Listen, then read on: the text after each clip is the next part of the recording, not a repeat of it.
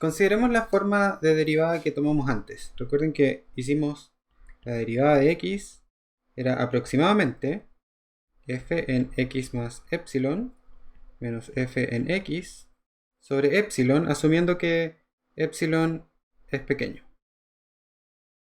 Fijémonos que esto que está acá lo podemos sacar de una expansión de Taylor a segundo orden. Bueno, en realidad a primer orden. Podemos decir que f, evaluado en x más epsilon, es igual, si es que usáramos una expansión de Taylor infinita, a f evaluado en x más la primera derivada de f evaluado en x por epsilon más la segunda derivada de x por un medio y por epsilon al cuadrado más una serie infinita de términos. De esta expresión que está acá nosotros podemos despejar f' de x, que es el término que está acá, igual a f de x más epsilon menos f de x sobre epsilon, pero fíjense que me queda sobrando un término que sería este término f2' que queda multiplicado por un medio y por un epsilon al cuadrado. Pero cuando luego divida por un epsilon solo voy a tener epsilon. Así que se dice que el término que queda es un error de orden epsilon. Es decir, es un error que es proporcional a epsilon. Esta es la definición que utilizamos para calcular nuestra derivada de f evaluada en x y podemos ver que tiene un error de orden epsilon. Ahora, consideremos la siguiente expresión. Vamos a considerar f evaluado en x menos h, donde h va a ser el término pequeño, y vamos a considerar f evaluado en x más h. Y hagamos la expansión de Taylor de estas dos cosas hasta el segundo orden. Vamos a ver que esta cosa es igual a f evaluado en x menos esta vez f' evaluado en x por h más esta vez porque queda h cuadrado, medios, por f2' de x, menos una cosa que tiene un h al cubo y términos, etc. Mientras que f de x más h es f evaluado en x, más f' en x por h, más, de nuevo, h cuadrado, medios f2' de x, más h al cubo multiplicado por cosas, etc.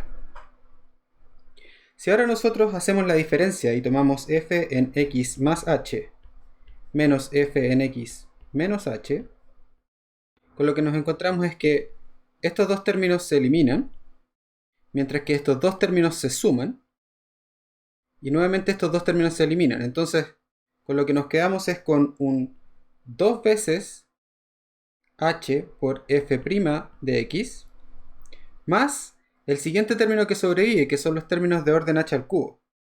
En este caso ese término se ve como 2 veces h al cubo por f3' en x. Y este entonces vamos a considerarlo como nuestro error al final. Entonces a esta cosa simplemente le vamos a llamar nuestro orden h al cubo. Y vamos a ver entonces que podemos escribir la derivada como f' de x, despejando, como si fuera f en x más h, menos f en x menos h, dividido por 2 veces h.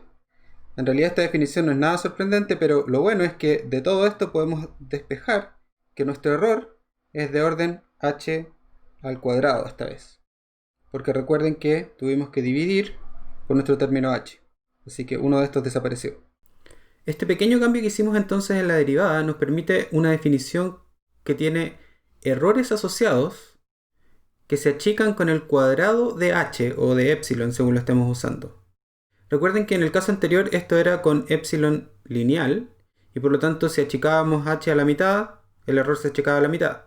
Ahora si achicamos h a la mitad, nuestro error de propagación se achica al 1/4.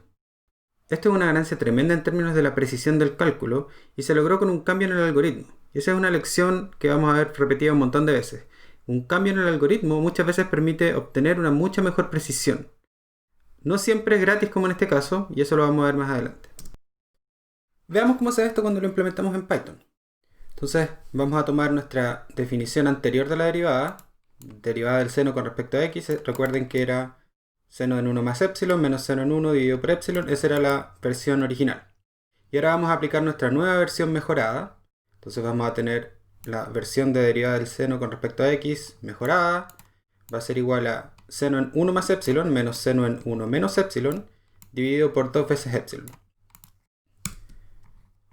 Vamos a crear la misma figura que habíamos hecho antes, pero ahora vamos a agregar ambas curvas, la de la derivada del seno original y la del seno mejorado. Entonces tenemos la creación de la figura. En esta línea creamos el gráfico para la derivada original, perdón, para la derivada mejorada. Le damos un color a la línea y además una etiqueta. ¿Ok? A esto se le llama la derivada simétrica. Y además graficamos la versión anterior. Y en ambas lo comparamos con coseno de 1, que sabemos que es la respuesta aproximadamente correcta. El color azul para la versión original y lo etiquetamos como la derivada simple. Agregamos una línea en 0 para la comparación y vamos a hacerlo en escala logarítmica en x y en y. Y vamos a dar cierto rango en el eje y. Nuevamente muy importante poner las etiquetas para ambos ejes. Y el concepto nuevo acá es legend. Esta función de matplotlib nos permite tomar estas etiquetas y agregarlas en alguna posición del gráfico. En este caso, en la parte de abajo a la izquierda. Entonces, si ejecutamos esto, nos encontramos con lo siguiente. Recuerden, según dice la leyenda, que esta es la nueva cosa que le agregamos al gráfico, la línea azul es la derivada simple, mientras que la línea verde es la derivada simétrica.